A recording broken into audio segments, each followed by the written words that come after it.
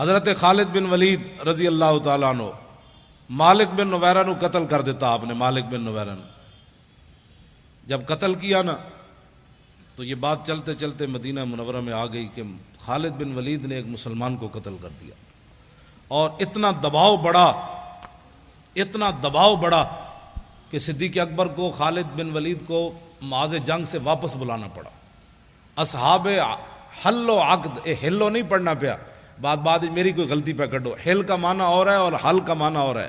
حل لکم کا معنی اور ہے، حل کا معنی اور ہے. صبح میری آپ کے شاگرد کہیں کہ جی استاد صاحب صرف ساری زندگی پڑھاتے رہے، ان کو یہ بھی نہیں پتا کہ قرآن میں حل ہے. وہ حل اور معنی میں ہے، یہ حل و عقد ہے. اصحاب حل و عقد صحابہ، بڑے بڑے اجلہ صحابہ، ان کی مجلس طلب کی گئی اور خالد بن ولید کو پیش کیا گیا. خالد بن ولید جب مسجد نبوی شریف میں داخل ہوئے نا تو حضرت عمر اتنے جلال میں تھے کہ آپ نے ان کی پگڑی سے تیر کھینچ لیے. خون آلود تیر آپ نے لگائے ہوئے تھے، ایسے ایسے لگائے ہوئے تھے سارے. تو حضرت عمر نے جاتے جاتے ان کے سارے تیر اتار لیے. قریب تھا کہ فاروق اعظم حضرت خالد بن ولید پر ہاتھ بھی اٹھا دیتے، لیکن حضرت صدیق اکبر کی جو جلال اور ہیبت تھی نا صحابہ پر، اس کی وجہ سے حضرت عمر بولے نہیں.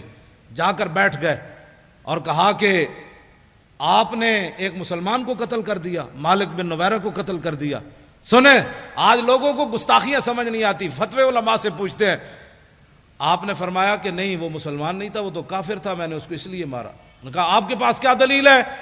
نے کہا کہ جب میں نے اس کو کہا نا کہ تم زکوٰۃ کیوں نہیں دیتے تو اس نے کہا کہ ان صاحبکم قد توفیا.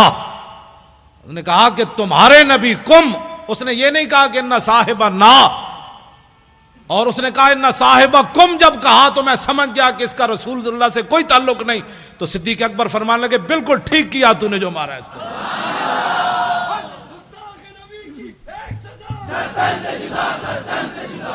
یہاں تو کم سے بھی بات بن جاتی ہے، کیوں جی نا اور کم.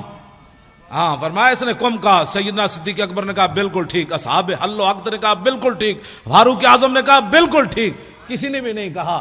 ایمان یہ ہوتا ہے کہ جب علماء بات کر دے نا اصحاب حل و عقد تو پھر بات بندے کو ماننی چاہیے. بندے کو کل واللہ بھی نہ آتی ہو پھر ناموس رسالت کا مسئلہ پوچھتا پھرے